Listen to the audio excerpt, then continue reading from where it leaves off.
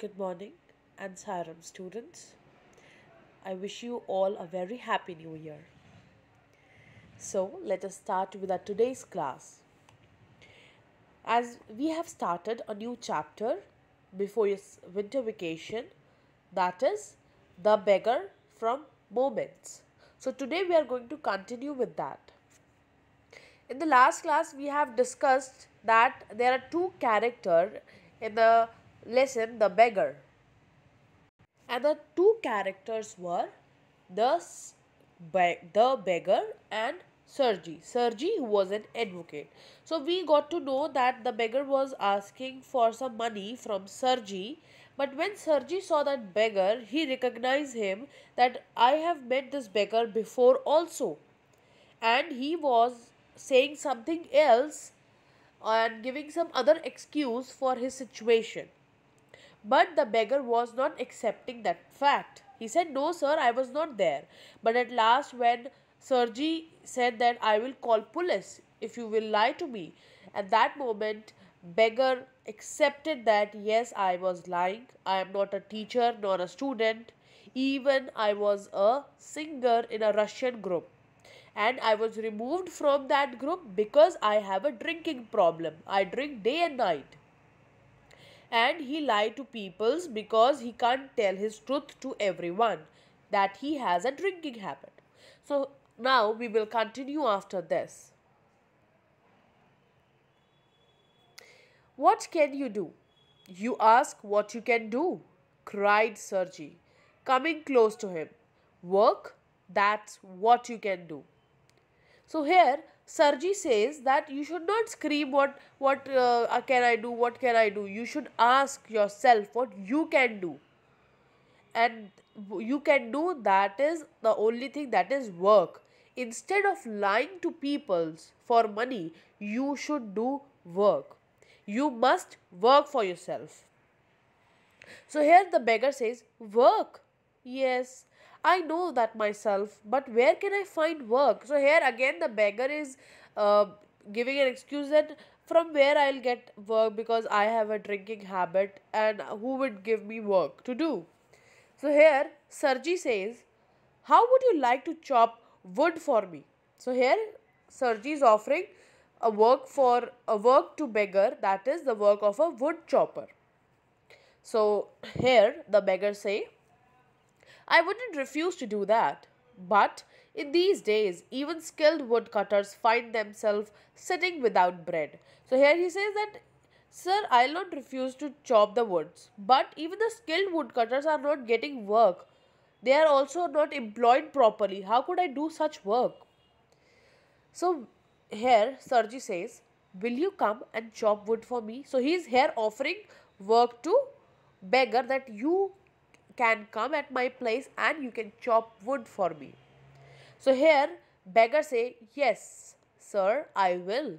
So here the beggar accept the offer given by Sergi to him, and he said yes to that work.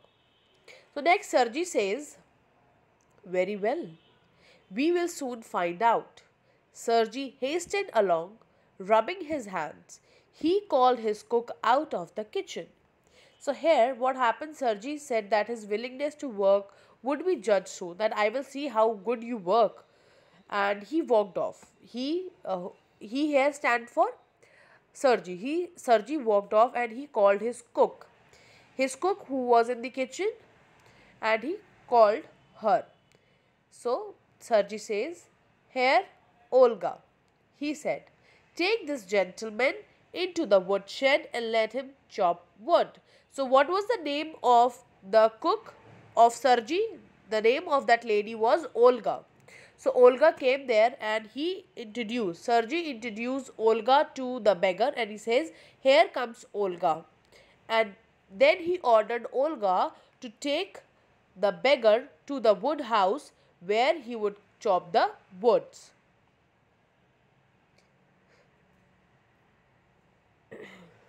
The scarecrow of a beggar shrugged his shoulder as if in perplexity and went irresolutely after the cook.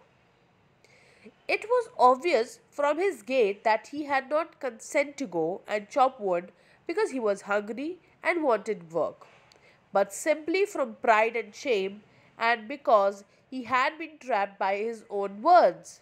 It was obvious too that his strength had been undermined. Sorry, his strength had been undermined by vodka, and that he was unhealthy and did not feel the slightest inclination for toil. So here, what the writer is saying that the scarecrow of beggar shrugged his shoulders. Perplexity means state of being puzzled, bewildered. So the beggar resembled as a scarecrow because he has no shoulder. He was not even standing. He was standing properly, but he was having no emotions. His reluctance to go to the shed was signified by his act of struggling his shoulders. That he was not he is not willing to go to the shed where the woods are kept. Why? Because he is not feeling energetic to work. He followed the cook. He followed Olga, but he was not happy to do that work. He just accepted to do that work because he was trapped in his own words. Because he was giving excuse to Sergi that how who will give me work? Where should I go for work? Now what happened? Sergi said, "Don't worry, I'll give you work." And now the beggar was trapped in his own words. Now he has to do that work because he has said yes for it. But he was hesitant. He was shy because he was hungry. And although he wanted to work, but he did not feel energetic enough to do this work. But he has promised Sergi that he will do this work. But the thing is that he was not feeling strong because he was now under the influence of vodka and alcohol, and he was not fit for this laborious work. Now, what happened next? Now, when we are in the influence of alcohol, we doesn't feel so much energetic, and that's why that inclination towards hard work is not felt at that moment. And that what was going with the beggar, that he was not feeling well, and he was still in the influence of the alcohol, and he was not in the mood to work hard because chopping the wood is a laborious work. So what happened next? Let's see. Sergi hurried into the dining room. From its window, one could see the woodshed and everything that went on in the yard. So what happened? Now Sergi, after introducing Olga and the beggar, and ordered Olga to take this beggar to the woodshed to chop the woods, he went directly into his dining room. From there from there he sat on his dining table, and there it was a window from where he could see what was all going in the woodshed in that area through the window, and what all was going in the woodyard. So it was very easy for him to have an eye on this beggar, that whatever he was doing he will see from his dining room.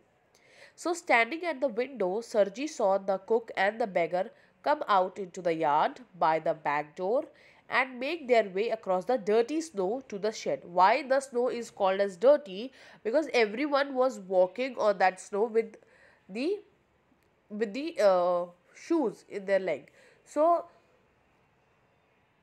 what happened when everyone was walking on that snow? The snow has become dirty with the filth and the dirt which was there in the shoes.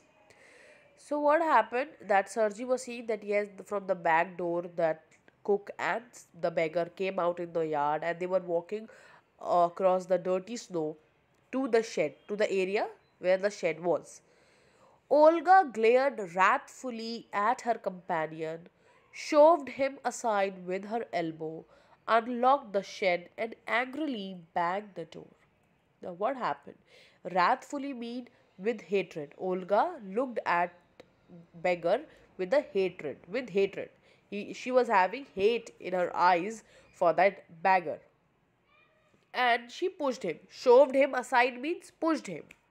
She pushed him aside with her elbow, and she unlocked the door of the shed and angrily banged that door on the wall. So the cook Olga stared at the beggar angrily, pushed him with her elbow, and she shut the door of that. Next, he saw the pseudo teacher sit himself on a log and become lost in thought with his red cheeks resting on his feast.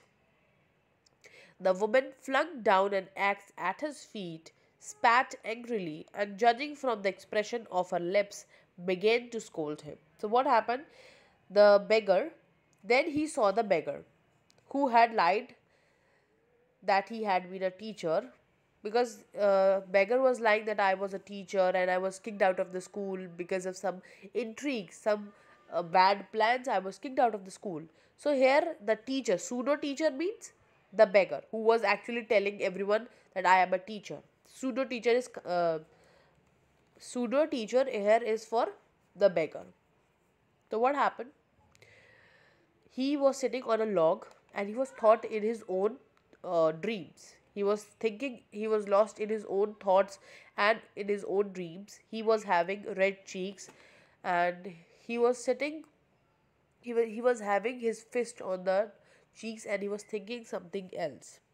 What happened? The woman, that is Olga, the cook of Sergei, she throws the axe near his feet and she spat angrily. That means she was saying something in anger. The wood shook and fell. He pulled it up again, tried to warm his hand. So what happened? Olga threw the axe towards him and scolded him.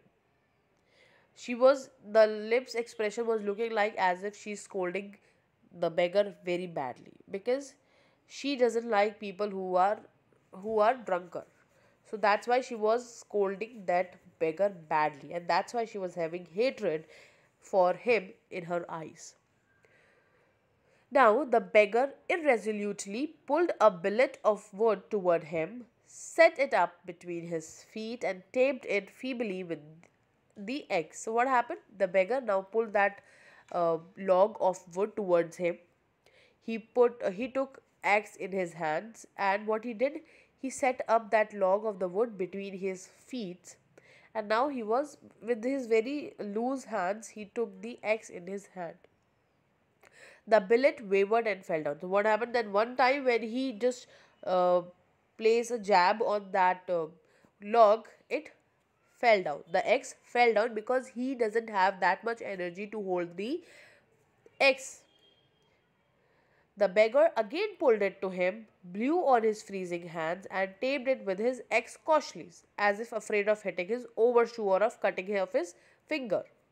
The stick of wood again fell to the ground. So what happened? Again he tried once again, very cautiously, very he was very much cautious that he should not hurt himself. So he was very careful that I should not cut my finger or my shoes.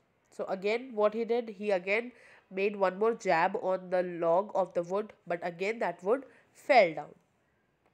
Now Sergei's anger had vanished, and he now began to feel a little sorry and ashamed of himself for having set a spoiled, drunken, perhaps sick man to work at a menial labor in the cold. So now Sergei was not angry at the beggar anymore, but he was feeling very sorry and ashamed of himself that he put a poor man at hard work, because cutting or chopping the wood in such a extreme cold is a very hard work. So he said that I have put this man on, he's doing such a hard work for me, but I'm still giving him a little money. I'm not giving as much money as it is needed. So he was feeling bad and ashamed that I kept this poor man at hard work in such cold weather, despite the fact that he was not fit enough to do this work. So he was feeling that, he was having that feeling of sorry and ashamed in him. So in today's class, we will do this much, and we will continue this chapter in the next class. Till then, take care, students. Have a nice day. Thank you.